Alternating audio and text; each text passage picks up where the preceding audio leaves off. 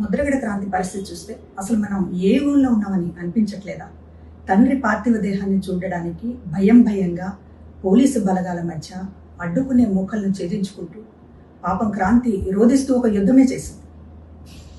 కూతుర్ని అడ్డుకునే హక్కు కుటుంబ సభ్యులకే లేనప్పుడు ఆమె పట్ల కొంతమంది నాయకులు కాలకేయుల్లాగా ఎందుకు ప్రవర్తించారు? ఆ నాయకుల్లో వైసీపీ వారు లేరని ఆ పార్టీ చెప్పగలరా? భిన్నాభిప్రాయాలు వ్యక్తం చేస్తే కూతుళ్లను శత్రువులుగా చూడవచ్చని ఏ చట్టం చెప్పింది? కాలం చెల్లిన రాతి యుగపు మొరటు ఆలోచనలను మహిళలపైన రుద్దటానికి వైఎస్ఆర్ కాంగ్రెస్ పార్టీ చేసినటువంటి ప్రయత్నం ఈరోజు రాష్ట్రాన్ని నివ్వెరపరిచింది. మీరు కూతురిని అడ్డుకోవడం మాత్రమే కాదు, మొత్తం రాష్ట్రంలో ఉన్నటువంటి మహిళల హక్కుల్ని కూడా అడ్డుకున్నారనేటటువంటిది గుర్తించాలి. అధికార లాంఛనాలు అవసరం లేదని పోలీసుల్ని తోసేయడం, కన్నీళ్లతో వచ్చినటువంటి కూతురి హక్కుల్ని కాలరాయటం, ఈ దౌర్జన్యాలు చేయటానికి రాష్ట్రంలో ఒక రాజకీయ పార్టీ ఉండాలా?